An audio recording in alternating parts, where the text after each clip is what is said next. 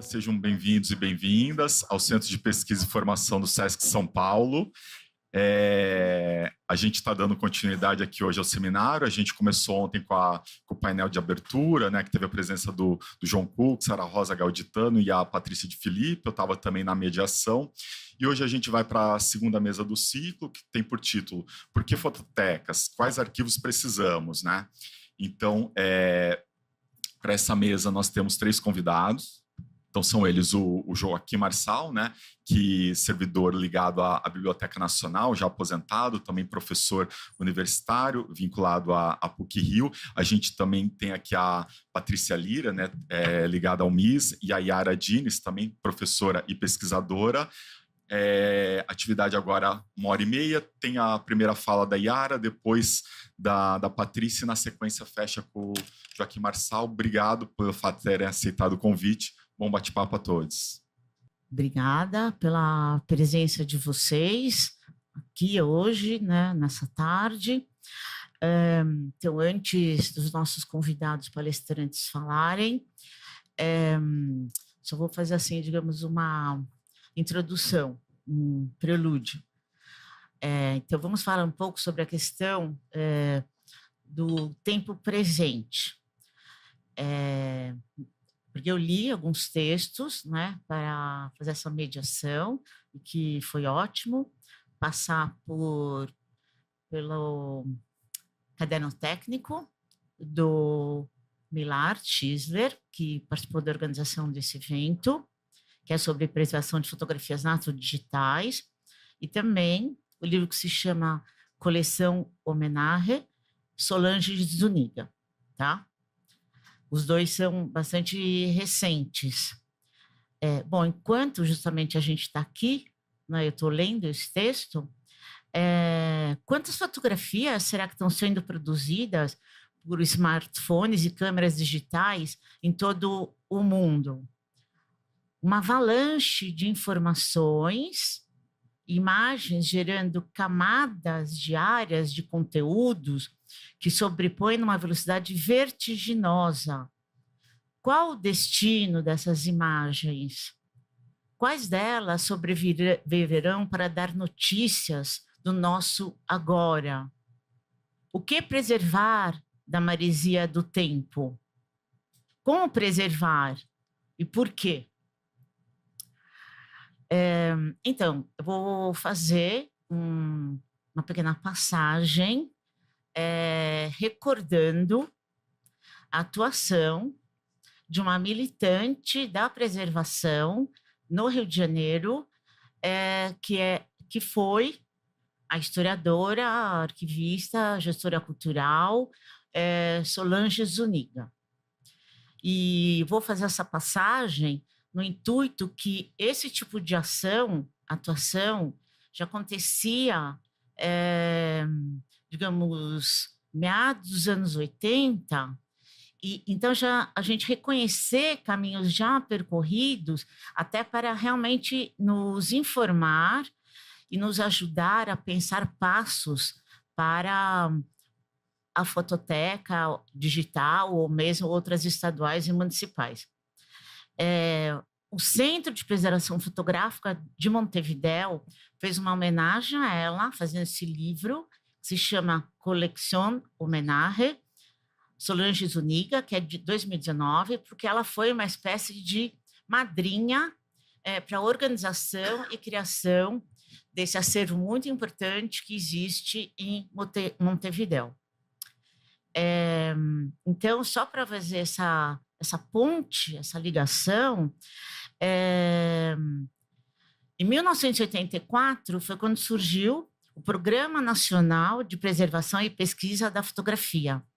Aqui o nosso palestrante, ele também depois pode até fazer algumas amarrações, porque sendo do Rio de Janeiro, não só por isso, ele já estava atuando também na área.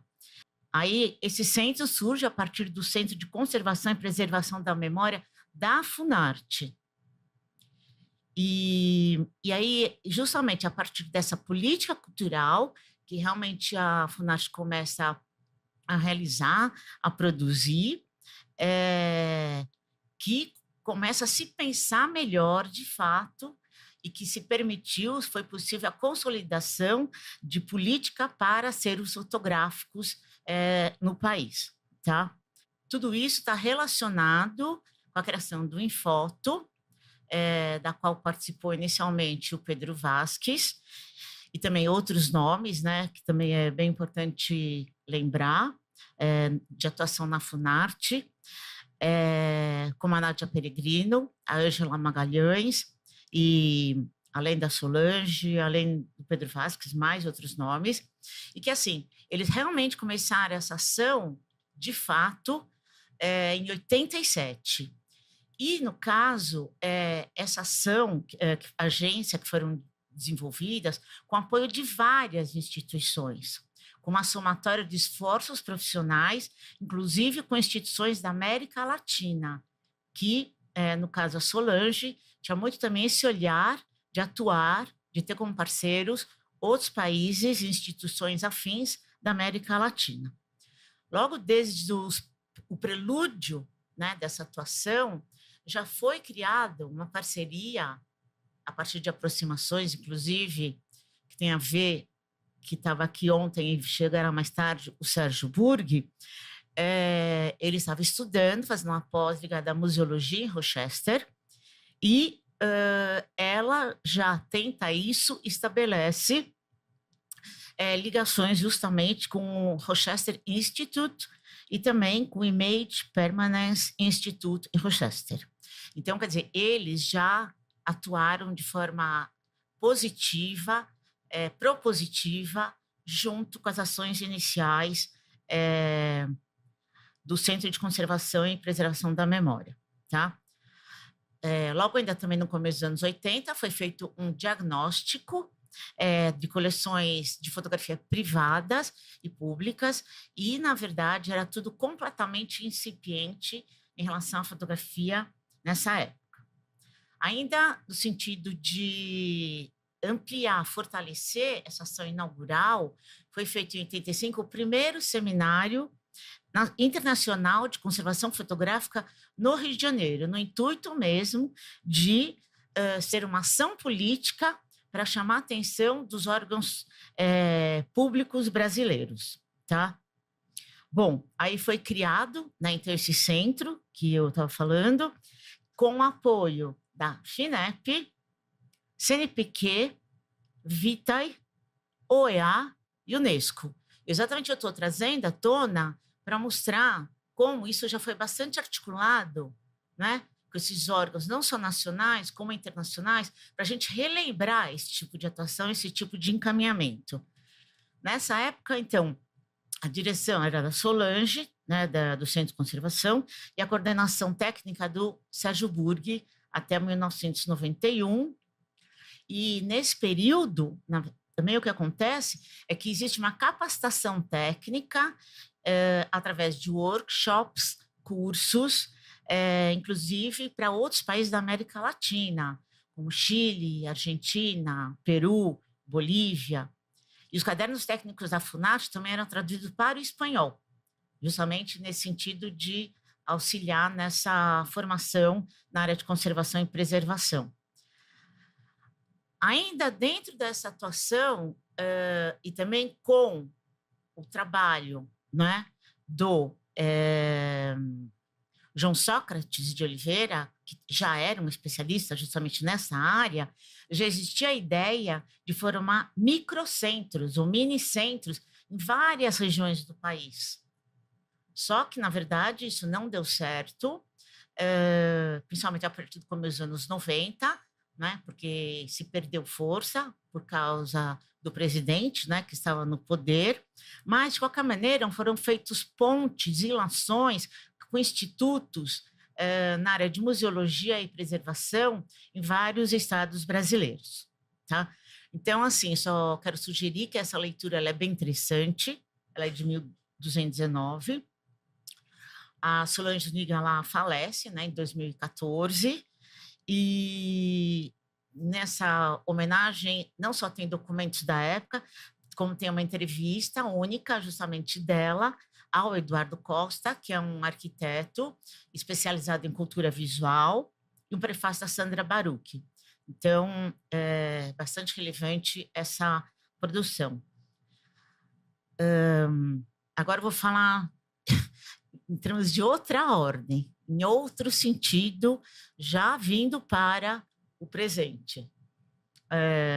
Bom, com essa produção enorme, não é, imagética, que eu estava falando no início, é muito importante ter a clareza de que nossa missão, né, das pessoas aqui presentes, não consegue dar conta dessa avalanche de produção de conteúdo. Então, existe também um pensamento, uma reflexão nesse sentido, que é necessário escolher, selecionar pedaços dessa produção, como filetes, né, pequenos, escolhidos cuidadosamente, criteriosamente, colecionados e preservados intencionalmente.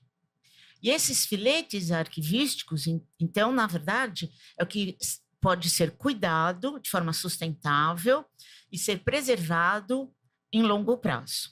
Bom, aí, num livro bastante importante da área, que se chama Theory and Practice of Digital Preservation, do Trevor Owens, existe justamente o levantamento da ideia de um axioma, que é o seguinte, que em todas as culturas nunca se salvou tudo. É justamente por isso que a gente tem que aceitar essa ideia de recolher e guardar justamente filetes arquivísticos, tá? E também ao lado disso é importante entender que, como não tem essa condição de salvar tudo, que muito do que é produzido também é efêmero e que irá sumir com o tempo. Então, realmente, precisa ser muito cuidadoso exatamente com o que preservar nas nossas instituições. Ou seja, ter critérios de seleção atrelados a políticas de aquisição e incorporação de objetos a serem colecionados. E, então, só para terminar minha fala, já que eu tenho uma formação tanto em antropologia quanto história, não posso deixar de lado esse tipo de enfoque que é bastante rico e simbólico. Então, por exemplo, no caderno técnico do Millard, ele cita, por exemplo, fazendo uma analogia com o conceito do Memory Walker Research Group da Universidade de Massey, na Nova Zelândia. Aí ele fala de uma canoa maori, que se chama waka. E essa canoa, ela tem vários significados para as culturas locais, porque ela é um receptáculo de tesouros do chefe. Waka Uia, ela contém os pertences valiosos dos maores, inclusive penas, que para eles são relevantes. E também o waka se refere a um grupo de pessoas do mesmo parentesco. Então, não só relativo a objetos, mas também a pessoas. Deste modo, metaforicamente, o waka é um recipiente da humanidade, de ideias e cultura. Nesse sentido, também é uma forma de viagem para pessoas aliadas a uma causa comum, remando na mesma direção, que é, por exemplo, o esforço todo da realização desse seminário, né, e dos pesquisadores, fotógrafos aqui presentes. Desse modo, o nosso waka, né, que é memória e memória fotográfica, onde assim que a gente deve carregar mensagens e imagens preciosas para serem preservadas, vistas e valorizadas pelas gerações atuais e futuras. Então, só agora mais um pedacinho. Vou falar sobre a questão, ao lado da importância do que vamos triar, do que nós triamos, também do que acontece nos arquivos, referente ao aspecto do silenciamento de história dos arquivos e como isso também pode ser perigoso. Então, o Mitchell Rolf Troilot é um conhecido antropólogo haitiano, ele tem uma obra em 1995 que se chama Silencing the Past, Power and the Production of History. Foi traduzida para português. Então, ele ressalta justamente o perigo de silenciar o passado, né? Que justamente quer dizer que a história também, na seleção de seus documentos, da sua narrativa, ela também tem que tomar muito cuidado com o que ela silencia e o que ela traz à tona como outras narrativas, no sentido também está iluminando momentos históricos, né? Então, o que tem que ser lembrado e o que tem que ser também e vai ser deixado mais de lado. E que esses silêncios, justamente na produção da história, ela é muito importante cuidar disso quando os fatos são criados, as fontes utilizadas pelos pesquisadores, não é? Mais diversos tipos, até artistas. E quando isso então é consolidado nos arquivos, não é? Por isso tem que tomar muito cuidado com o que se guarda nos arquivos, porque senão fica esquecido, apagado, tá? Então, o que vai ser lembrado e o que vai ser esquecido, né? Então, da mesma maneira que a gente tem que tomar cuidado com o que vai ser preservado e o que vai ser guardado, também tem em mente, quando se faz esse processo, daquilo que está sendo deixado de lado, que vai ser silenciado e sumir nas brechas da história, tá? Então, está super atrelado, relacionado ao papel das instituições museológicas e arquivísticas, e esse papel que se desdobra em relação à sociedade e à cultura. Bom, então, é o seguinte, nós temos, desse modo, nesse seminário, a intenção que sejamos os proponentes de uma guarda, uma seleção, uma curadoria, uma preservação e também, muito importante, a divulgação. Ou seja, de estar trazendo à tona o barulho da história e não o seu silêncio. Obrigada.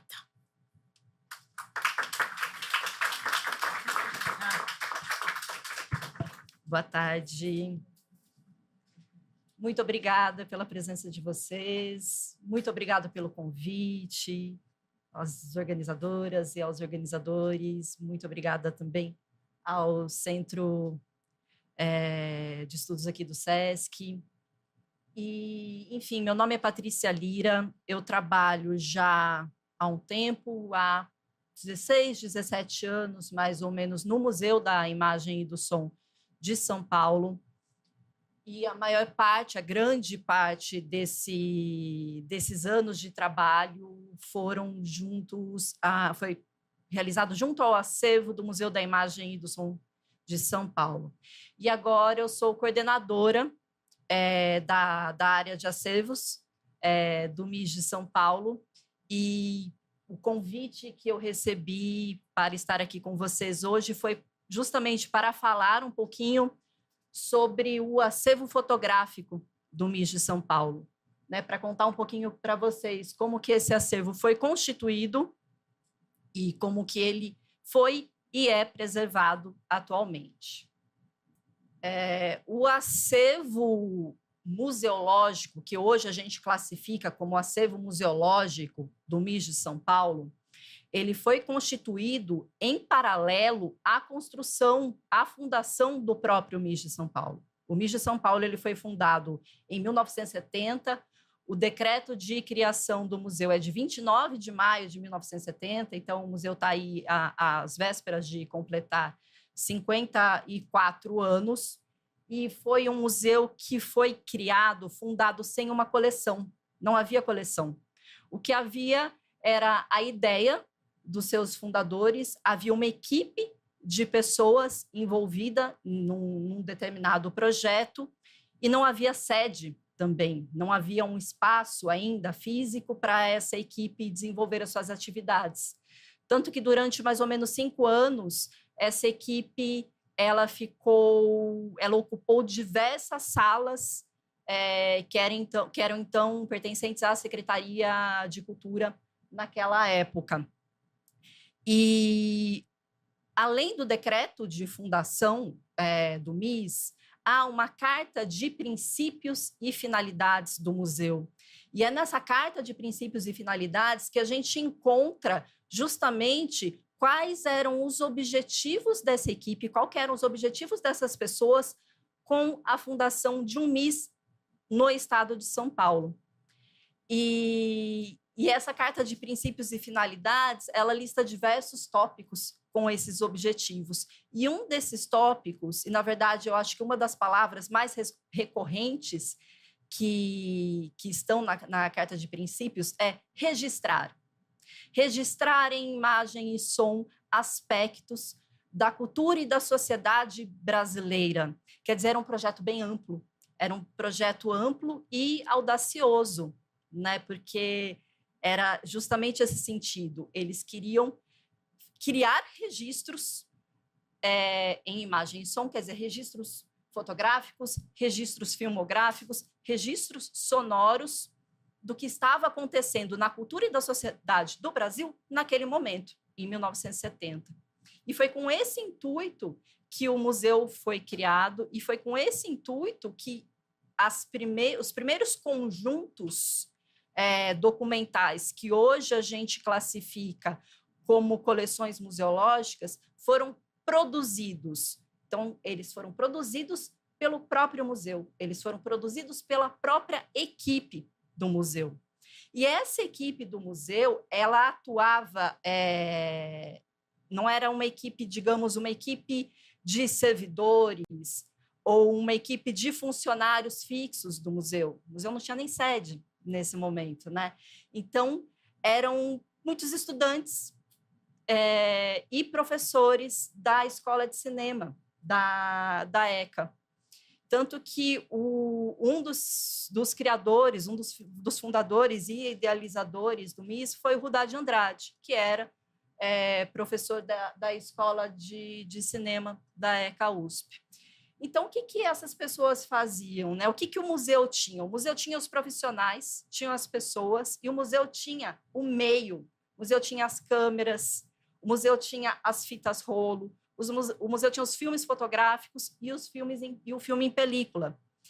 Então, essa equipe, essas pessoas e mais esse material, eles se organizaram e iam. E eles foram aos locais e fotografaram muito, e fizeram filmes e gravaram registros sonoros, algumas entrevistas, mas principalmente registros sonoros quase que aleatórios de determinadas localidades. E por um momento, isso se expandiu realmente para fora de São Paulo, né? Aqui eu trago alguns exemplos de projetos que foram realizados na Chapada Diamantina, um dos primeiros deles. Então, eles saíram de São Paulo, foram até a Bahia para fazer esses registros. O Vale do Ribeira, um projeto de mais de 2 anos, trabalhando com diversas cidades, diversas localidades no Vale do Ribeira, na construção da rodovia Rio Santos e na atividade da Serra. Esses projetos, né, hoje, quando eu falo a gente, eu digo a equipe que trabalha com esse acervo, a gente chama esses projetos de pesquisa, né? Mas não necessariamente eles tinham um intuito de pesquisa. O intuito era criar o registro para que, no futuro, pesquisadores acessassem essas fontes. Então, eles estavam criando documentos, eles estavam criando fontes. Porque, além da palavra registrar, além dessa ação de registrar, que está ali na Carta de Princípios e Finalidades, outra palavra que aparece muito é o preservar. Então, o objetivo era esse, era registrar aquele momento presente e também preservar esses registros que foram, então, criados. E o que se observa é que nessas iniciativas de registro, nessas iniciativas de documentação realizadas por essas pessoas, a fotografia é, como meio, enfim, de registro, a mais presente, né? Então, temos, por exemplo, aqui o exemplo do Vale do Ribeira.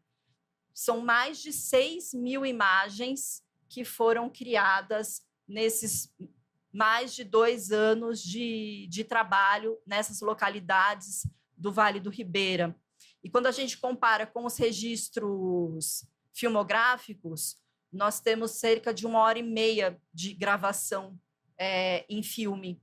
Então, a fotografia foi o principal meio utilizado por essas pessoas nesse momento.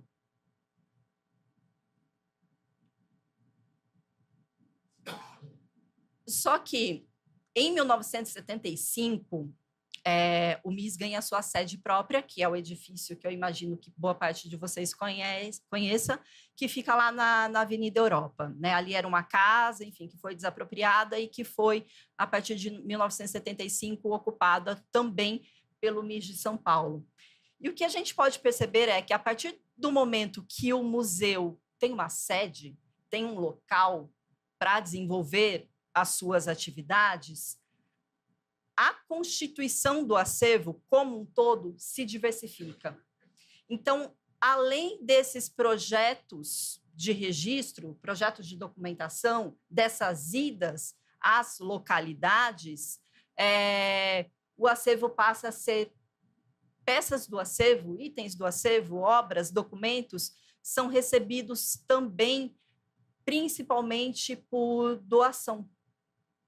Então, um acervo que antes, né, um conjunto de imagens que antes ele tinha essa característica documental muito presente, ele começa a se diversificar aí a partir de 1975.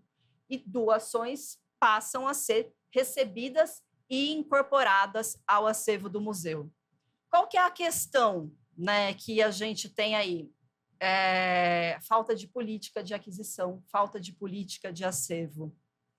A intenção é ótima, é maravilhosa, claro, de se formar e de se preservar um grande e diverso acervo, mas tudo era recebido, tudo o que era oferecido era recebido e era incorporado ao acervo do museu, e sem uma política de aquisição clara do que iria ser realmente aceito, do que caberia, do que teria relevância, ou, na verdade, nem tanto relevância, mas do que faria sentido o MIS ser guardado no MIS de São Paulo. Então, não havia essa definição, como também não havia uma política clara de como esse material seria adquirido, como no sentido de quase burocrático mesmo, né? No sentido de gestão do acervo mesmo. Como que a doação é efetivada? Quem está doando? Quem está doando e quando a doação foi realizada? Esses registros eram muito raros. Quer dizer, a gente não tem documentação de doação, documentação de entrada de acervo durante vários períodos da história do museu. A gente não conhece como a procedência do acervo. Não conhecendo a procedência, muitas vezes a gente não conhece as autorias das imagens.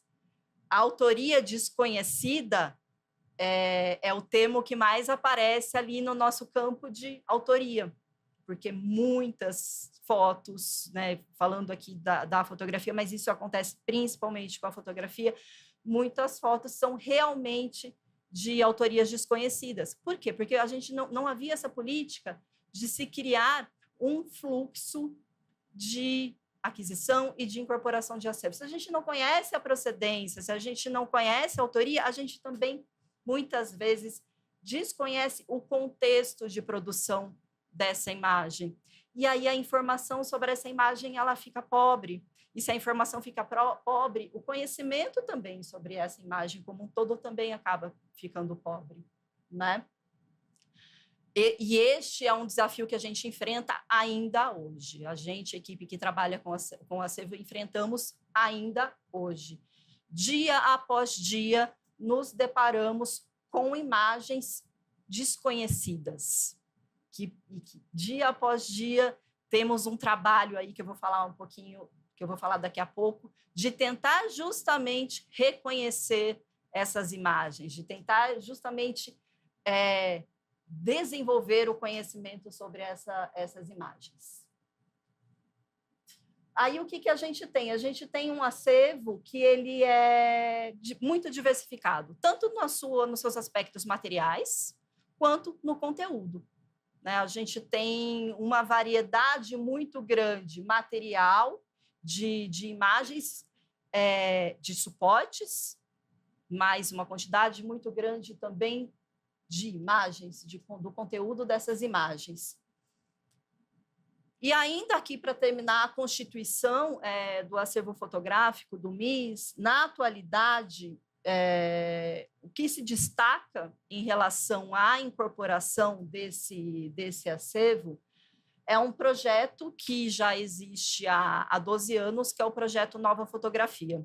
É um projeto que ele é atrelado à programação cultural do museu. Então, é um edital público, é um chamamento público que fotógrafos e fotógrafas em início de carreira inscrevem seus projetos. 6 projetos são selecionados ao ano, e esses projetos eles ganham exposições individuais ou coletivas, dependendo do momento, e essas fotos elas são incorporadas ao acervo do museu. Então, é incorporado tanto a impressão de exposição, quanto grande maioria é produzida digitalmente, os arquivos digitais também são incorporados ao acervo do museu. E algo que é visível e que é evidente é o quanto que o projeto Nova Fotografia trouxe diversidade a esse acervo. Diversidade no sentido de diferentes autores, diferentes autorias que não eram comuns, que não eram presentes no acervo do museu, passaram a ser. E se a gente está falando de eu acho que, não sei se vocês viram aqui, 146.995 fotografias hoje eu peguei esse número ontem, então é um número atualizado, essa é a quantidade de fotografias que temos preservadas ali no acervo do MIS. E o que a gente faz para preservar realmente esse conjunto de fotografias? Eu acho que nos últimos 20 anos houve uma mudança bem significativa na área de preservação como um todo. Né? Eu acho que houve uma profissionalização grande das pessoas, das equipes técnicas mesmo, das pessoas que lidam diretamente com os acervos. E eu identifico também, no acervo fotográfico do MIS, um início de iniciativa de preservação entre 2001 e 2002. Não quer dizer que antes disso o acervo não era preservado. Sim, era preservado, sim, existiam profissionais atuantes nesse acervo, mas a partir de 2001 temos projetos e temos também financiamento direcionado à preservação do acervo, algo que não era muito comum. 2001 e 2002 foi o momento de início de um projeto de higienização, troca de acondicionamento, enfim, de estabilização e de recuperação do acervo fotográfico do MIS, financiado pela Fundação Vitae e orientado pelo Centro de Preservação da Funarte. Então, este momento ele é crucial e ele é determinante para a preservação desse acervo. Após isso, em 2008, é fundado o Centro de Memória e Informação do MIS, que é o núcleo onde eu trabalho atualmente. E qual que foi a diferença do CEMIS, da fundação do Centro de Memória do MIS, Por que ele é diferente do que era realizado anteriormente? Porque o CEMIS agregou as atividades de preservação e de difusão dos diferentes tipos de acervo e das diferentes tipologias de acervo em uma mesma equipe. Antes disso, fotografia era tratado no Laboratório de Conservação Fotográfica, que foi criado com esse projeto Vita e Funarte. Acervo sonoro era cuidado por outra equipe que trabalhava com programação musical e que trabalhava ali com o acervo sonoro. O acervo filmográfico, películas, era trabalhado por outra equipe. E as pessoas, cada um trabalhava com os seus métodos, que, claro, precisam trabalhar, mas cada um com uma metodologia completamente diferente da outra. E a informação e a maneira que a informação era organizada e era colocada e era coletada também era completamente diferente uma da outra. As bases de dados eram separadas. A partir do momento que essa gestão ela foi unificada dentro de um núcleo só, a gente conseguiu conhecer esse acervo muito melhor, porque a gente conseguiu relacionar conjuntos fotográficos com obras filmográficas, por exemplo, que antes eram tratados como se não tivessem relação nenhuma, e possuem. Então, hoje, nós trabalhamos dentro desse Centro de Memória e Informação, que é o núcleo que trabalha com o que a gente considera os 4 diferentes tipos de acervo: museológico, bibliográfico, arquivístico e o arquivo institucional. E todas as ações... Cada um desse tipo de acervo recebe diferentes tipos de ações, né? Que primeiro a gente começa com a gestão documental e a pesquisa. Então, o acervo bibliográfico, os arquivos e o acervo museológico possuem equipes especializadas que vão trabalhar no registro da informação sobre esses documentos, sobre essas obras, vão trabalhar na organização dessa informação com o objetivo de difundir essa informação, né? Com o objetivo de fazer com que essa informação seja facilmente acessível para o público. E aí, o que a gente tem? A gente tem um banco de dados próprio. Tá acabando.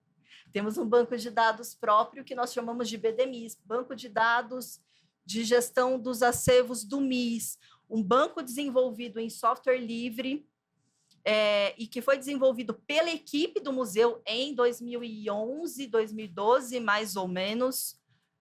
E ele foi desenvolvido pela equipe do museu pensando nas especificidades desses tipos de acervo. Então, a gente tem toda a informação desses diferentes tipos de acervo e de suas tipologias dentro de um mesmo sistema, de uma mesma base de dados.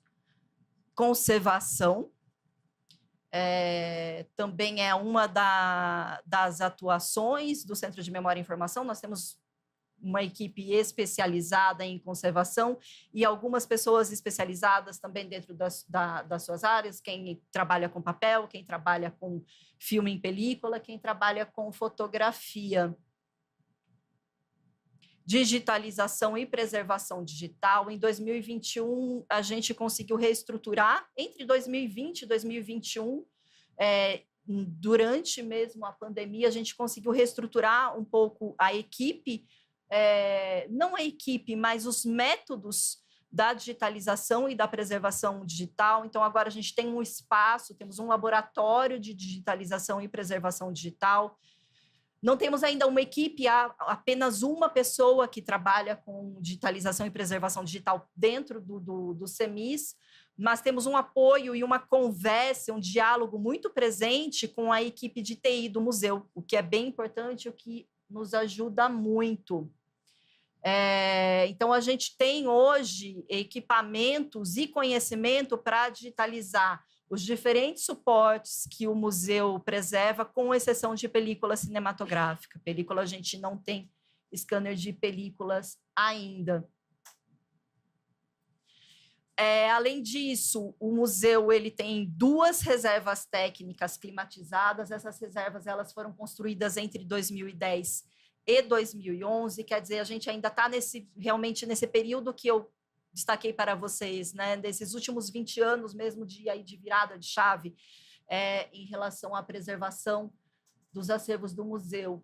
Então, antes também eram diversas salas espalhadas pelo museu, mesmo espalhadas por aquele prédio que vocês conhecem, e nessas diversas salas a gente encontrava algum tipo diferente de acervo. Então, hoje nós temos 2 reservas técnicas dentro do museu, mais uma sala alugada para obras em grandes formatos, para o que não cabe em uma das reservas técnicas. A gente tem uma sala alugada para o armazenamento desse tipo de material. Então, são reservas técnicas climatizadas, uma para filme e película e outra para o restante do acervo.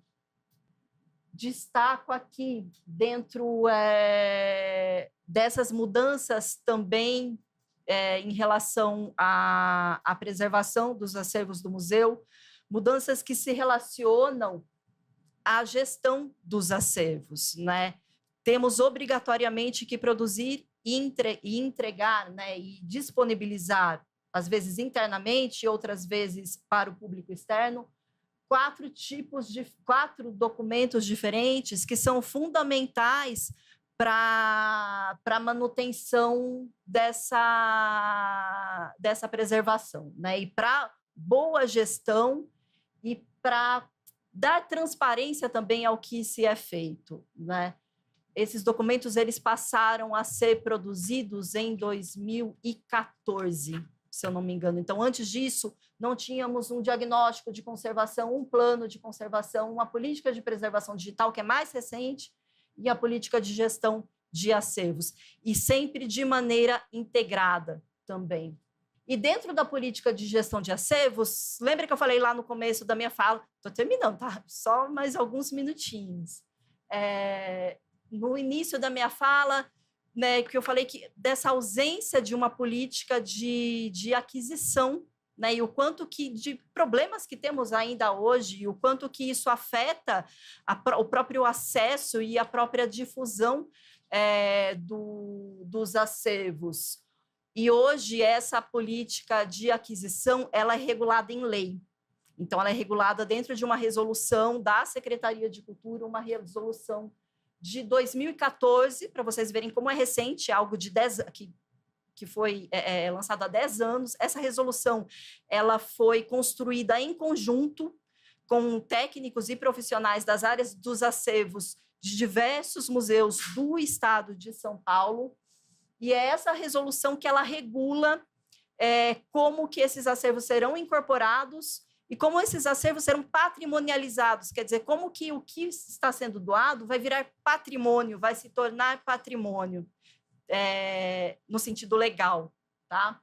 E, além disso, quando recebemos diversas propostas de doação, quase diariamente, e ainda no sentido de as pessoas têm algo em casa que elas não querem mais, mas elas também não querem se desfazer aleatoriamente, então elas querem encaminhar isso para o museu.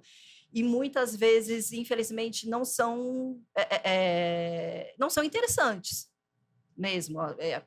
Por exemplo, que hoje em dia nem tanto, mas há uns anos atrás, coleção Folha de São Paulo ou Veja de São Paulo de VHS, aqueles que vinham junto, enfim, com os jornais. As pessoas tinham aquelas coleções, deixaram de ter VHS e queriam doar isso ao acervo. Então, o que é que se faz, né? Há essa avaliação, primeiro, da pertinência do que está sendo oferecido, e a gente avalia em relação ao que já existe, ao acervo já constituído. O estado de conservação, quer dizer, se é um estado de conservação minimamente razoável, ou se há algum dano, se esse dano ele pode ser revertido ou estabilizado, a disponibilidade de espaço e equipe para trabalhar. Quer dizer, a ideia tudo que a gente recebe, a gente já trata, né? E para a gente já tratar, a gente precisa ter condições para isso.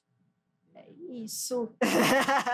Aí depois vamos conversar mais um pouquinho. Boa tarde. Bom, em primeiro lugar, quero agradecer o convite. Agradeço a Yara em nome de toda a equipe, né? Está ali o João também, que me ligou. Quero agradecer ao Éder, né? Não sei onde é que ele está aí, mas enfim. Ah, está ali. Agradeço a toda a instituição, né?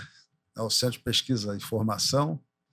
Obrigado a todos que estão aí, a quem vai assistir depois também no YouTube. Vamos lá. O tema, pessoal, nosso aqui, né? O desafio que eu recebi aqui foi: por que fototecas? Quais arquivos precisamos, né? O que eu vou tentar aqui, pessoal, na verdade, é trazer tópicos, pontos, temas palpitantes, assuntos, né? Tudo aquilo que, a meu ver, um pouco daquilo que, a meu ver, tem que ser considerado quando a gente pensa por que fototeca e qual o conteúdo dessa fototeca, né? Por quê, para quê e o quê? Então, vamos lá. Quando a gente pensa, eu acho muito importante, né, pessoal? Eu também sou fotógrafo, né? Então, eu acho que nós, fotógrafos, temos que sempre nos preocupar em não nos fecharmos no nosso próprio mundo, né? Ter uma visão aberta, ampla e articulada. Então, vamos lembrar que a fotografia vem numa linha, né? De documentos de imagem, outros que a antecedem muito, né? E desde que a fotografia surgiu, na verdade, ela vai meio que copiando, imitando, se baseando naqueles documentos visuais que existiam anteriormente, né? Então, assim, pensar numa fototeca é pensar também no velho gabinete de estampas, né? Quando eu falo estampa aqui, é aquilo que, em geral, a gente chama de gravura, né? Quer dizer, toda a imagem estampada com tinta no papel, né? Então, assim, há séculos e séculos já existiam os gabinetes de estampas, com todos os seus desafios de preservação, de acesso, de uso, né? E quando a fotografia surge, ela vai buscar um lugar nesses gabinetes de estampas, né? Nesses arquivos. Só que a fotografia tem as suas especificidades, que a gente sabe bem, isso foi tratado aqui hoje, foi tratado ontem pela Patrícia, né? Então, ela realmente requer, né, condições, em certo sentido, mais especiais, distintas. Ademais, a gente tem que considerar que a fotografia adentrou a sociedade com uma tal velocidade, com uma tal intensidade, e meio que passou a ocupar espaço em todos os campos do conhecimento, né? Hoje é inimaginável para qualquer campo pensar em viver sem a fotografia, né? Qual médico que consegue fazer um diagnóstico sem que um fotógrafo de corpos mande as imagens com o laudo? Então, se a gente começar, né, o nosso conhecimento do universo, quer dizer, do mundo mais, né, macro ao micro, aquilo que a gente não vê só através do microscópio, não se vive sem imagem, e uma imagem que tem uma base fotográfica, né? Há todo um mundo que explodiu a partir da primeira metade do século XIX. Então, acho importante a gente pensar na fotografia e na fototeca dentro desse mundo maior, né? E também pensar que há desafios comuns a serem enfrentados, né, por quem está numa fototeca. Comuns, né, se a gente pensar nas estampas, como eu disse, nos desenhos, em alguns casos até nos livros, nos impressos ilustrados. Temos a questão do cinema, né, que está muito próxima, que a Patrícia lembrou também ontem. Então, em última instância, eu acho importante, quando a gente aborda a questão das fototecas, pensar nessa visão de conjunto. Na história da fotografia, a gente tem muitos exemplos, né, de grandes fotógrafos que tinham essa abertura. E como essa abertura foi estratégica para eles terem sucesso. Eu vou lembrar de temos 100 casos. Stiglitz, Alfred Stiglitz, imagino que todos conheçam, né? É um dos sujeitos que inaugurou o mercado de fotografia, a galeria comercial, né, nos Estados Unidos, que era um país que tinha uma cultura visual muito aquém daquela que existia, por exemplo, na Europa, para pensar só nesse mundo aqui. Né? Então, o sujeito abre uma galeria e ele vai expor também pintura, vai expor escultura, vai expor estampa, coisas que os estadunidenses nunca tinham visto, e aí entra a fotografia, né? Então, tem muitas figuras como ele, né? Então, acho assim, a gente tem que pensar dessa maneira aberta.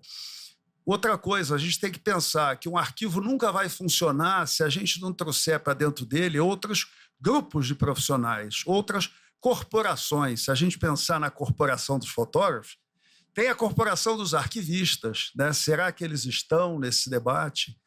Tem a corporação dos cientistas da informação. Hoje, né, eu diria que os campos da museologia, da biblioteconomia, da arquivologia, cada vez mais caminham para uma coisa que a gente chama ciência da informação, né, que mistura isso tudo e sem a qual a gente não avança.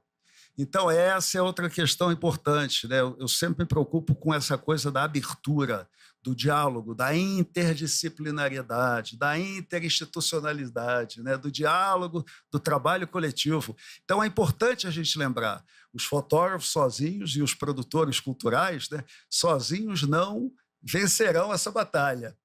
A gente tem que trazer junto bibliotecário, arquivista, museólogo, cientista da informação e outros, para juntos pensarmos essa questão.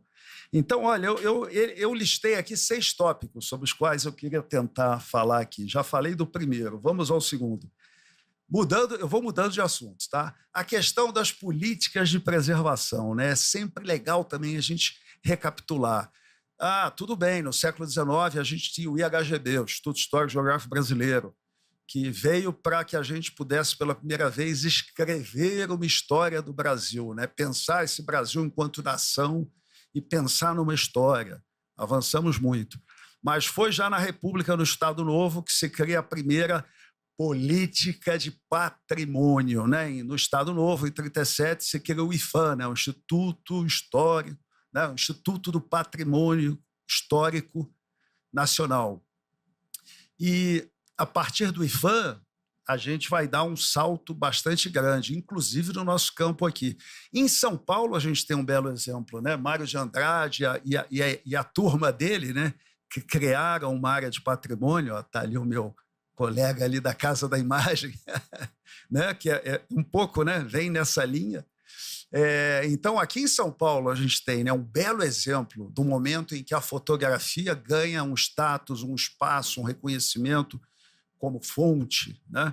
Então, assim, é importante a gente recapitular isso tudo. E dando um salto, é muito importante lembrar do que a Yara já mencionou. Em 1980, assim, vamos lembrar que, pensando especificamente na era contemporânea da fotografia, no estado atual, em 79 houve a criação houve a criação da Funarte, ainda nos tempos da ditadura, né? Todo mundo lembra de como isso começou. Havia um espaço do governo Geisel, né, para a área da cultura. É sempre bom lembrar da música do Chico, né? Como é que chamava, não me lembro, que ele dizia: "Você não gosta de mim, mas sua filha gosta", que era do Julinho da Adelaide. Enfim, então, naquela época, quando surge a Funarte, todos os institutos, artes gráficas, teatro, folclore, bababá, é um momento assim muito interessante, né? E daí, na Funarte surge o Núcleo de Fotografia, coordenado pelo Zé Araújo. E nesse núcleo surge o Programa Nacional de Preservação e Pesquisa da Fotografia, puxado pela Solange. E várias outras coisas. Eu acho que todos nós aqui que fizemos aquela foto ontem, todo mundo teve uma influência aí das Semanas Nacionais da Fotografia, né? Quando realmente o país, os fotógrafos do país se encontravam, trocavam, né? Então, assim, todo esse trabalho da Ângela, da Nádia, que envolveu Pedro Vastos, Walter Firmo, muita gente, foi muito importante para a gente chegar aqui. E dentro daquele trabalho que começa com um núcleo e depois vira instituto, em 1986 foi publicado um documento, um folheto que eu digo, 16 páginas, acho que tem mais até 16, um zine nos dias de hoje, né, mas só de texto, grampo-canoa, garimpeado, que se chamava Proposta para uma Política Nacional da Fotografia. Esse documento, né, que está aí até hoje disponível, elencava 10 áreas onde, né, a Funarte deveria atuar, o Instituto Nacional da Fotografia deveria atuar para resolver toda a questão da fotografia no Brasil, né, incluindo o mercado, condições de trabalho, importação de equipamento, preservação da memória fotográfica, publicações, tudo, ensino, tudo foi pensado. Então, É claro que, por tudo isso que já foi falado e chorado aqui ontem e hoje, isso tudo foi meio que se perdendo. Mas a gente não pode ficar só nesse complexo de vira-lata, né? A gente tem que olhar, pessoal, e ver que a gente avançou muito. Olha, eu recentemente fiz um livro, eu consegui, sem sair do Rio, obter arquivos digitais de instituições de norte a sul do país. Fazer um livro em 3 meses. Conversando com fototecas, escrevendo e-mail, zap, telefones, eu resolvi isso. Então, eu parei e pensei, a gente avançou muito. Com todos os problemas e dificuldades que a gente tem, a gente avançou muito, pessoal, a gente avançou muito. Então, a gente tem que tocar isso, né? Um caso exemplar que eu gosto de lembrar é o do Manual de Catalogação, né, de Fotografia.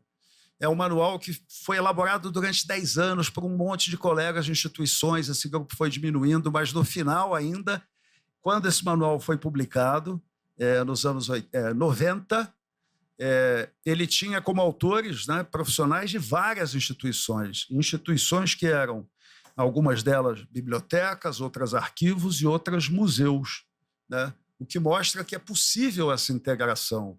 O Portal Brasiliana Fotográfica, que acho que vocês conhecem, né? Está ali o meu parceiro, eu agora deixei a curadoria, mas por 9 anos, né, Sérgio Burg, a gente tocou... Bom, o portal continua, eu só que deixei de ser curador pela BN.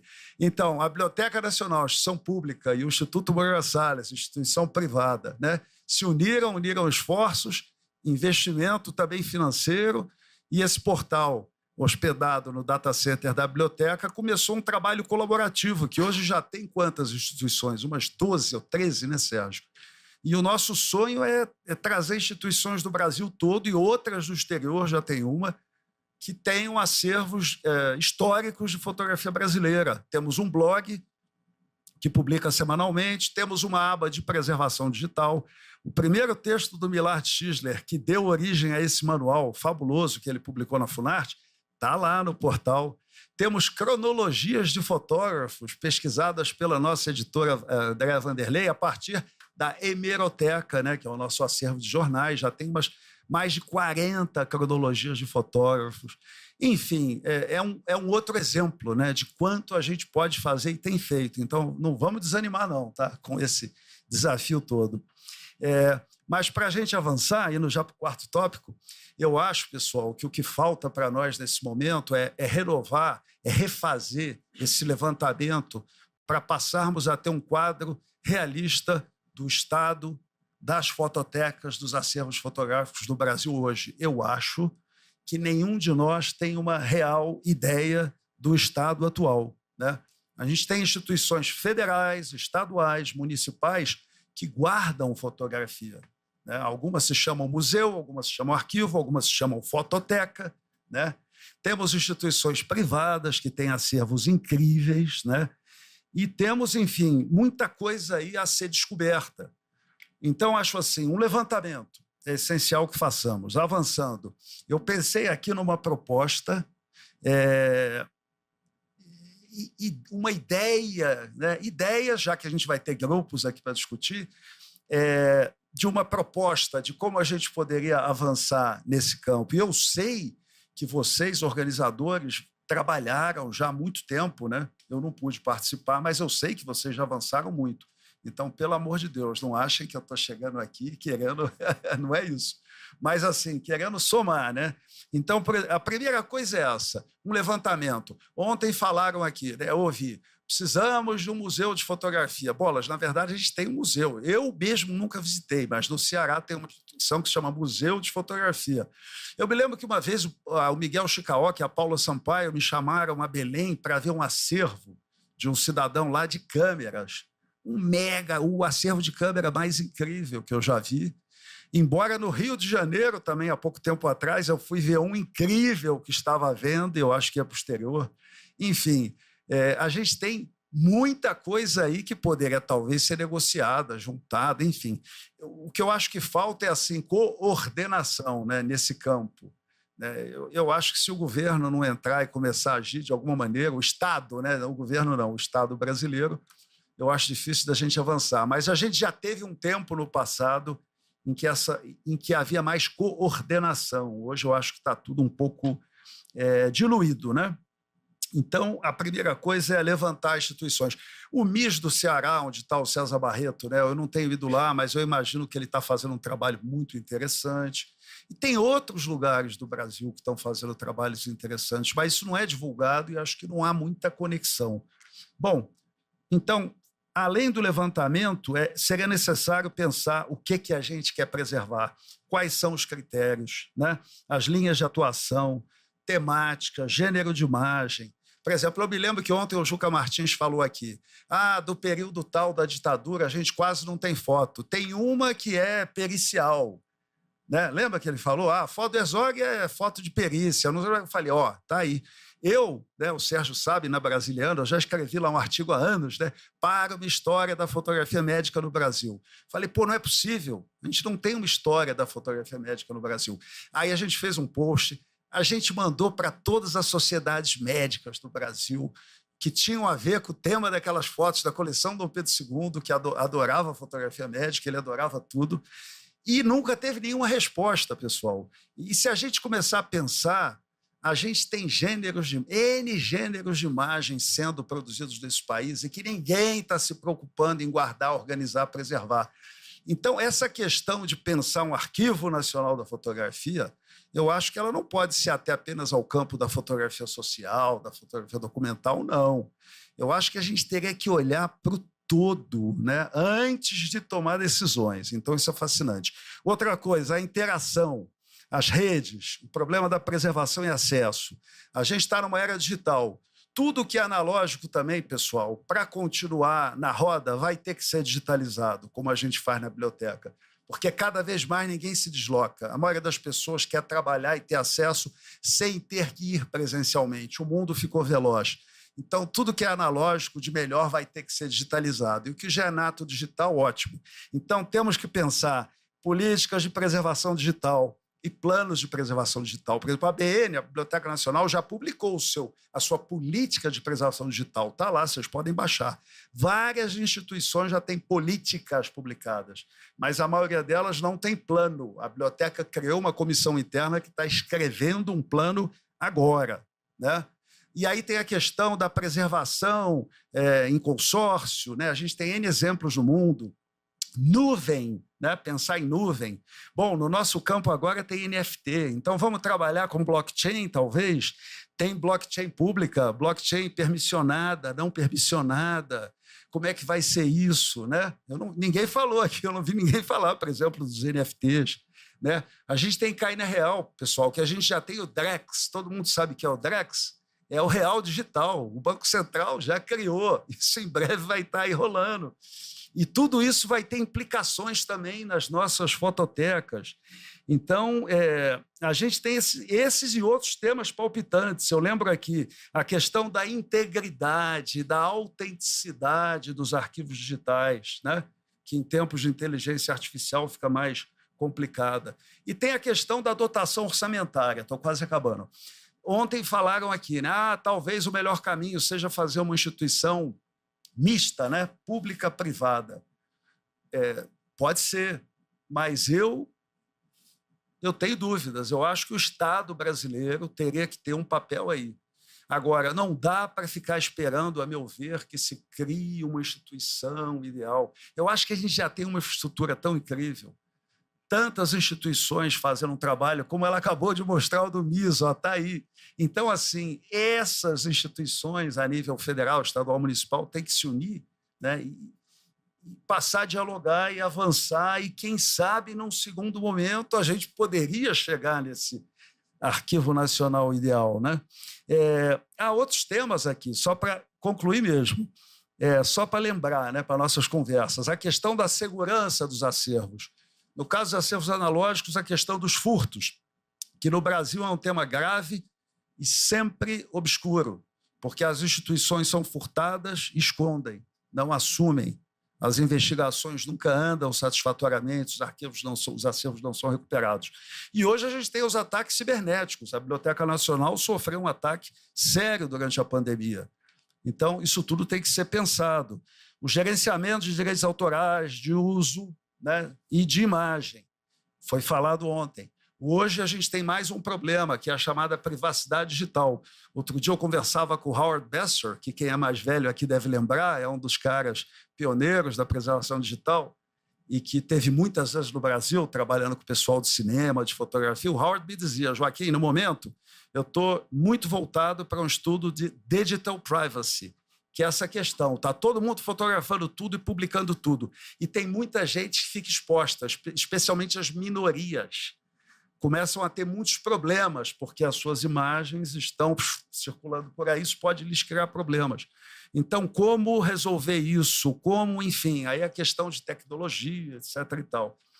E, concluindo, então, o que eu acho, pessoal, avançando no sonho de um arquivo nacional de fotografia, se me perguntarem, Joaquim, o que você acha? Qual seria o melhor caminho? Eu acho que seria pensar num arquivo nacional da fotografia que fosse 100% digital. Pois se o nosso país é tão ágil, se a gente faz uma eleição e conta tudo em um dia, não é?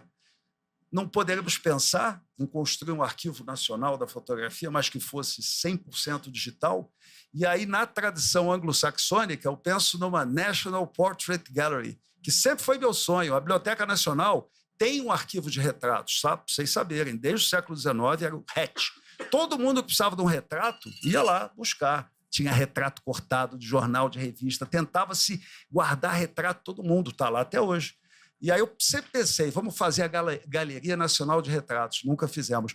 Poderia também ser parte desse projeto, tá? Mas é isso, desculpe, falei demais, mas são tópicos, né, para a gente pensar. Obrigado.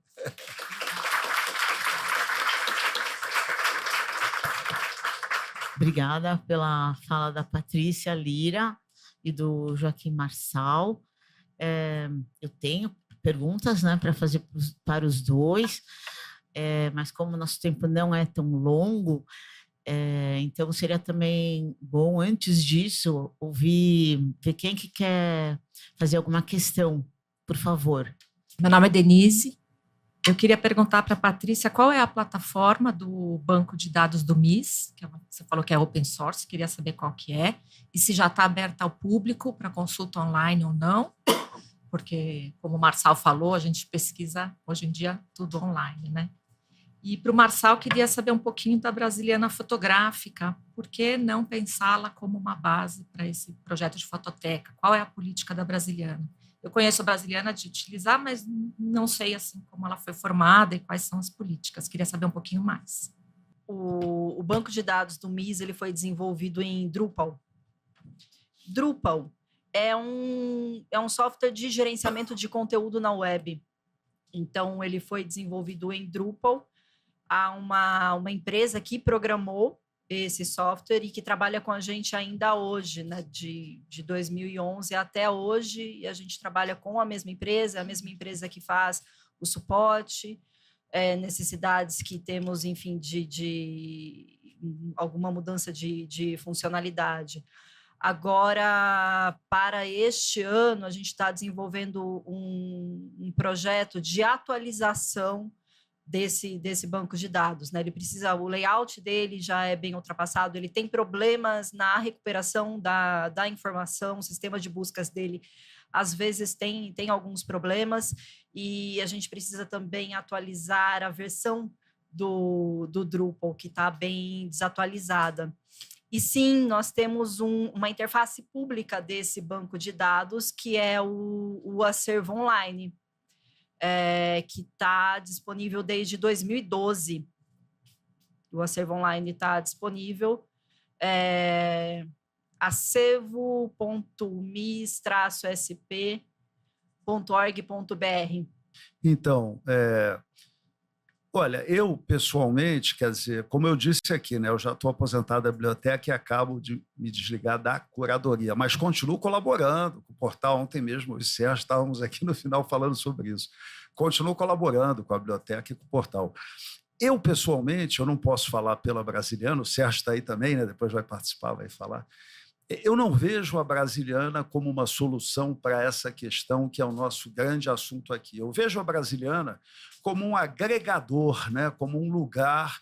Assim, eu acho que a Brasiliana está sendo importante para fazer muitas instituições de expressão maior no Brasil começarem a digitalizar suas fotos no padrão mínimo, trabalharem com metadados, seguindo um padrão. Várias dessas instituições não eram muito ágeis nesse sentido. E hoje já são 12, 13 instituições de peso que já estão familiarizadas com esses temas. Se vocês olharem no portal, está tudo explicado lá. Qual é o nosso padrão de arquivo digital, os metadados, como é que são, está tudo explicado, né? Então, eu acho que a Brasiliana tem tido esse papel de político, digamos assim, né? No campo das políticas de preservação e acesso, talvez nós sejamos a instituição referencial mais importante e que está fazendo muita coisa avançar. Mas eu, pessoalmente, não sei, eu não vejo muito como a Brasiliana falar vamos abraçar mais essa causa. Eu creio que não, mas eu acho que a Brasiliana poderia, sim, ser um parceiro importante. Não sei se o Sérgio quer falar, ele está aí. Desculpe, viu? Mas é que, como está aqui o meu parceiro, nós sempre trabalhamos juntos. São 10 anos de parceria. Bem rápido, Sérgio, assim, só porque tem outras perguntas. Alô? Sim, então, Joaquim, eu acho que eu concordo com você, mas eu acho que o que você menciona como uma proposta, né, quer dizer, de uma fototeca nacional digital, um arquivo, ela, na verdade, talvez um pensamento que se relacione com o que é a Brasiliana, porque é um esforço digital, né, com um recorte de tempo específico, voltado para a produção do século XIX, início do século XX, e que tem essa função, né, quer dizer, por enquanto qualitativa, quer dizer, o número de imagens na Brasiliana não representa quantitativamente o seu alcance, o seu poder, na verdade, né, de transformar um pouco a realidade. Isso é um conjunto ainda em torno de 12 mil imagens, enfim, é pequeno para... Né, exemplo. Mas é mais do que um exemplo, porque ela, de fato, potencializa um público enorme, ela cruza, né, um conteúdo visual com uma base fundamental, que é a hemeroteca, e eu acho que ali a gente tem que ter, né, quer dizer, um entendimento desse poder digital no campo da pesquisa e da memória textual, e que a gente precisa pensar um correspondente digital amplo, né, para o papel que a hemeroteca tem hoje, né, no processo de preservação e pesquisa, né, da memória, obviamente, textual publicada na imprensa, fundamentalmente, né? Perfeito. Não quero desviar para ela não, tá, pessoal? É aqui, mas é que eu achei que vocês entenderam. Então, só para complementar, talvez para esclarecer melhor, porque como o Sérgio mesmo reiterou, né, a gente trabalha com recorte. E eu penso que essa ideia que está sendo discutida aqui é trabalhar com o tempo presente, né? Então, talvez as duas se encontrem, mas talvez esse projeto começasse a ser executado partindo da produção do tempo presente. Não sei se é isso, né? A gente vai conversar. Por isso que eu tenho dúvidas. É uma outra política, é um outro mundo, são outras questões. Mas é isso. Não sei se eu respondi. Meu nome é Luciana, eu sou professora de conservação no bacharelado de fotografia do SENAC, tenho uma empresa com organização de acervos. Joaquim, eu me apaixonei pela fotografia graças a você, o Luiz Pavão, naquele seminário de 1997, eu estava lá, no lançamento do manual. Incrível, né? Todos esses esforços e trabalhos a longo prazo. Eu tenho duas experiências tristes, né, nessa questão da digitalização. Acho bom colocar isso, porque, olhando de alguma maneira, eu acho que a gente está na pré-história digital ainda, se perde muita coisa, não existe como vocês sempre estão discutindo, uma catalogação padrão. Eu tive duas experiências tristes, eu fiquei 10 anos catalogando um acervo, estava perfeito no Lightroom, né, Denise? E a empresa foi privatizada, vocês conhecem essa história, e quem comprou não se interessou pela catalogação e simplesmente não fizeram manutenção e ainda pegaram o físico, que eu acho bom, e transferiram para uma fundação. Quer dizer, 10 anos jogados no lixo, e eu fiquei com o físico de novo, né? Eu voltei 10 anos para trás, mas graças ao físico, né, tendo um olhar otimista, pode-se ainda ter a memória dessa instituição, porque o digital, tudo que foi feito, catalogado, foi perdido. Eu também trabalhei com uma empresa enorme, um acervo fantástico. Eu lembro do preço na época, foi tão caro, era R$120 mil. Dava para comprar um apartamento na época. Para digitalizar o acervo era incrível, de propagandas e tudo mais. 12 anos depois me chamam, eu voltei lá, quase caí dura, porque eu falei, mas isso já foi digitalizado. Como? O acervo tinha sido transferido para uma fundação também, e tudo que tinha sido feito com a digitalização se perdeu. Então, tem essas histórias. Eu acho que todo mundo deve ter algumas histórias assim. E não é pouca coisa, é um custo grande.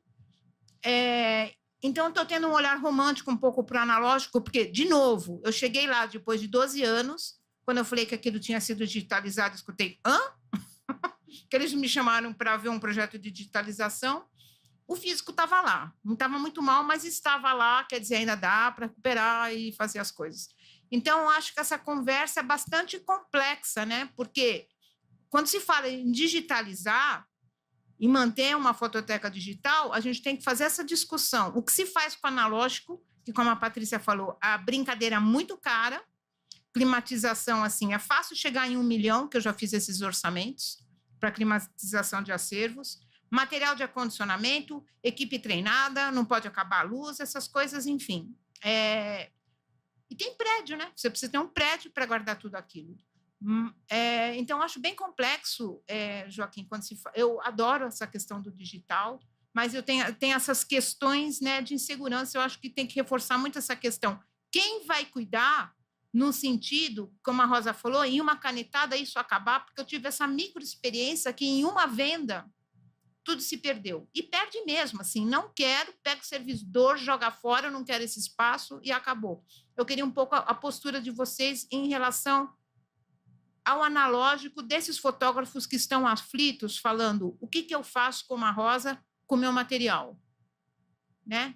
Eu acho isso uma questão bastante complexa e cara.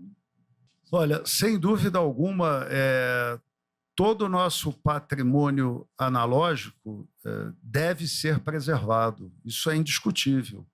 Os custos existem dos dois lados, porque se o analógico tem que ter um prédio com a climatização, o digital, por exemplo, eu coordenei a Biblioteca Nacional Digital há alguns anos, na época da pandemia, onde todo mundo só... Né, também é muito complicado. Né? Eu tinha reuniões com a Dell, precisamos renovar nosso parque, montar uma outra infraestrutura em Brasília. Não, vamos para... Enfim, é tudo caríssimo, as tecnologias vão se... Né? As tecnologias computacionais também avançam. Então, difícil e desafio em qualquer campo. Mas o que eu acho é o seguinte, no mundo atual, se a gente pensar no Brasil enquanto país, enquanto nação, enquanto Estado, se a gente não se impuser culturalmente, a gente está acabado. Né? Cultura é poder, cultura, né, é uma maneira de você se impor no mundo e ter o seu espaço e avançar. E eu acho impossível da gente pensar um projeto de cultura, né, no nosso campo que não envolva um investimento pesado no digital, porque este é o mundo em que vivemos. Se não tivermos, sabe, a Garota de Ipanema no modo digital, os filmes do Glauber em digital, sabe, as fotos de Canudos, tudo em digital, a gente vai desaparecer. A meu ver, é assim, a gente chegou nesse ponto. Então, eu não vejo saída. A gente tem que investir em educação, vai ter uma mesa aí para discutir, né? Educação digital, que começa na escola. Eu me lembro quando eu lecionava na PUC, a elite do Rio, né? E eu ia ensinar a introdução à fotografia e eu começava a dar aula de, sabe, ensinar os caras o que é um arquivo, o que é uma extensão de arquivo, como é que você salva, enfim.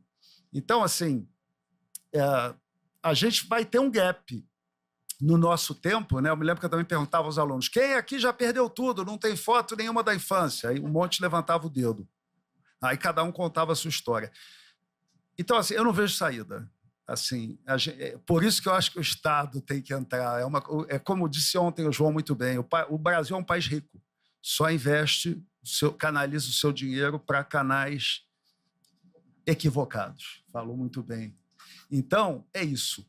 Eu sou um otimista, tá? Só que a gente não pode ter pressa. Eu, quando comecei nessa área, nos anos 80, enquanto servidor público, trabalhando para vocês na Biblioteca Nacional, eu fui seduzido por muitas tecnologias. E na biblioteca a gente conversava, e com a Funarte, com os colegas do Arquivo Nacional, falava, não, vamos esperar. Não, isso aí não está legal. Não, isso aí não. Então, a gente sempre só trabalhou com tecnologias abertas, com coisas que podem ser refeitas, consertadas, migradas, evoluídas. Claro que se você pegar um arquivo digital que você fez há 10 anos atrás, talvez hoje você fale, não, eu vou fazer tudo de novo porque eu quero mais resolução. É outra história. Mas, assim, a gente nunca perdeu essa coisa, né, essa história triste que você contou aí. No nosso caso, nunca aconteceu porque a gente tem esses cuidados. Se olhar na Brasiliana, está lá, né, Sérgio? Os protocolos que a gente usa, as ferramentas que a gente usa, tudo possibilita não correr esse tipo de risco. Então, não sei se eu respondi. Respondi? Olá, pessoal, tudo bem? Eu sou o Marcos. Marcelo falou Joaquim falou algumas coisas aqui que eu queria emendar com algumas... 2 pensamentos. Você falou em interoperabilidade e interdisciplinaridade. 2 palavras difíceis, né? Interdisciplinaridade. São 2 coisas fundamentais.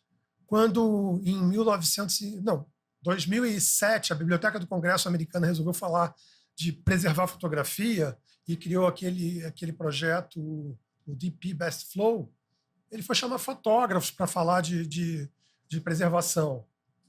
E assim, o fotógrafo sozinho, ele também não resolve nada. Precisa do cara da TI, que é o cara que vai falar o computador, o sistema, não sei o quê, e a gente não entende nada disso. Então, tem toda essa questão que para mim, é crucial. Assim, o bibliotecário, o museólogo, precisa do fotógrafo. Eu cursei biblioteconomia por conta dos acervos de fotografia. E quando eu cheguei lá, os professores mais antigos assim, olhavam para mim, mas você está fazendo um pensamento de fotógrafo. Eu falei, e se o bibliotecário não entender o que é um DNG, ele não vai saber preservar a fotografia. Então tem que ter a conversa tem que ser ampla. E o fotógrafo tem que saber o que é um metadado. Porque também, senão, não vai preservar nada, vai tudo para o lixo. E, por último, só para contar uma historinha divertida, nessa organização do seminário, eu fiz um filme, há uns anos atrás, uma entrevista com um fotógrafo no sertão da Bahia, um lugar que não tinha nem luz elétrica. E o cara era o fotógrafo da região. E aí a gente conversou muito com o cara, tal, ele mostrou como é que ele revelava filme num lugar que não tinha luz elétrica, né? Ele tinha um candeeiro debaixo da mesa, então ele fazia por contato, assim, era 1, 2, 3, 4, 5, a história ali, para fazer o retrato, né? Em geral ele fotografava retrato. Você falou numa fototeca de retratos. Aí ele trabalhou anos e anos e anos, falou, ganhei muito dinheiro com fotografia. Aí ele abriu uma mala com dinheiro, tinha contos de réis lá dentro, assim, que ele guardava de tudo que ele ganhou da fotografia. Inacreditável a história. Aí eu perguntei, mas cadê essas fotos? Cadê esses retratos todos que o senhor fez durante a vida toda? Não conheço mais ninguém, joguei tudo aí nos matos. É isso, a gente está jogando muita coisa nos matos aí também, gente. Eu acho que de tudo que foi falado aqui hoje, a gente tem que pensar que preservação é processo, né? A preservação, ela não é algo que é dado e que um projeto é implantado, um recurso é adquirido para implantar um projeto e acabou. Preservação, ela é algo processual, ela é contínua e ela dá certo se ela for contínua e se ela for mantida, né? Além de implantação de projetos, precisa se pensar na manutenção desses projetos e na manutenção desses projetos em prazos longuíssimos. E tanto quando a gente pensa no analógico, né, quando a gente pensa em sistemas de climatização, quando eles são implantados, muitas vezes você tem um custo altíssimo para instalá-lo, mas ele precisa ser mantido, ele não pode deixar de funcionar, porque se ele deixar de funcionar, na verdade, você está trazendo ali um risco ao acervo, e o mesmo com o digital. O Joaquim citou aqui, né, que o quanto que a tecnologia da digitalização e da preservação digital, ela muda, né? O que o Joaquim falou de imagens que foram digitalizadas há 10 anos e que hoje a gente vê a necessidade de digitalizá-las novamente, porque a tecnologia mudou, porque a tecnologia foi modificada e há realmente essa necessidade, né? Quando eu iniciei meu trabalho no MIS, digitalização era para dar acesso, para que as pessoas tivessem cada vez mais, ou que tivessem um mínimo de acesso ao que era preservado. Hoje a gente fala de representantes digitais, quer dizer, de você chegar o máximo possível, a semelhança máxima possível no digital na imagem analógica. E os protocolos de preservação digital, eles se modificam também. E essa modificação dos protocolos de preservação digital deve ser também acompanhada pelas instituições, pelas iniciativas de preservação, enfim, com o que quer que seja. Então, imagino que é isso que precisamos ter em mente também, né, de que projetos devem ser sim implantados, mas eles devem ter continuidade. Para ter continuidade, tem que ter continuidade de investimento, tem que ter continuidade de equipe, precisa ter atualização de quem está envolvido também nesses projetos. Acho que é isso. Obrigada.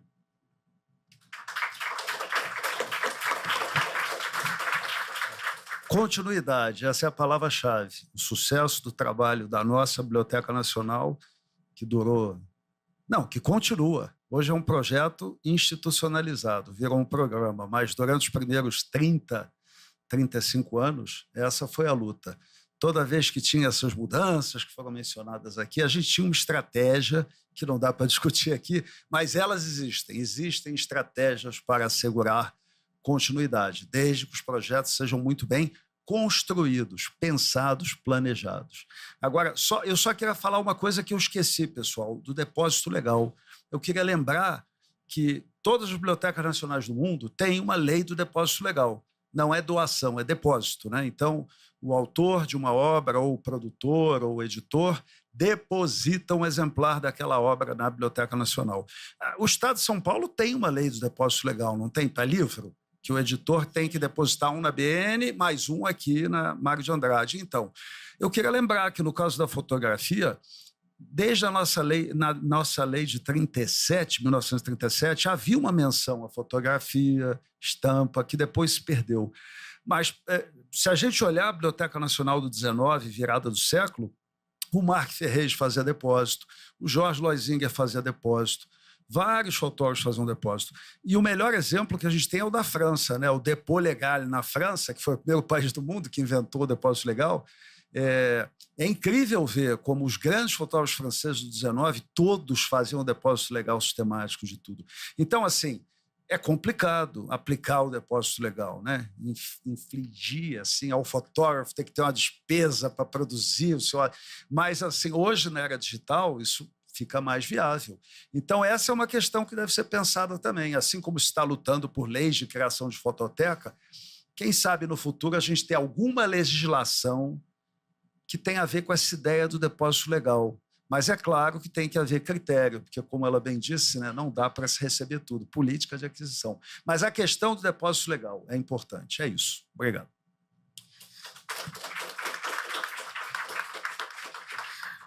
Então, continuando em relação ao que eles falaram, justamente, é claro que o Joaquim poderia contar muito mais só sobre essa questão da política, né, de preservação e catalogação da Biblioteca Nacional, que é de longa data, justamente, se pode dizer, efetivamente, que é um projeto que realmente está dando certo, né? Esse não é o único caso, né, nesse país. Na verdade, por exemplo, quer dizer, existem vários casos.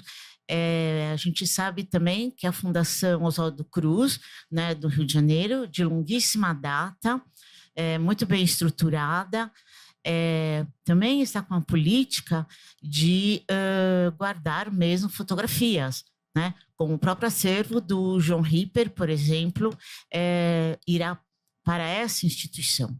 O mesmo, por exemplo, na Unicamp, né? O arquivo do Edgar Langenroth, que já existe há várias décadas, né? Também trabalha com fotografia e, por exemplo, está recebendo alguns arquivos fotográficos mais recentemente, como irá receber da Nair Benedito, né? E mais alguns outros fotógrafos. Ou seja, como eles falaram, na verdade, é muito importante mesmo, até vou falar agora calcada na minha tese de doutorado, na qual analisei esta instituição na qual estamos, de longuíssima data, exatamente buscando analisar a política cultural, não é, do SESC São Paulo, que também é uma referência, assim como a Biblioteca Nacional de outras organizações, essa questão toda de continuidade, acúmulo, né, de saber, de conhecimento, né, que vai sendo gerado de diversas formas, como também formação do corpo técnico, é fundamental para que realmente se consolide, né, uma ação que questiona a sua agência, mas que os seus caminhos, mas que realmente tenha uma longa trajetória. Obrigada.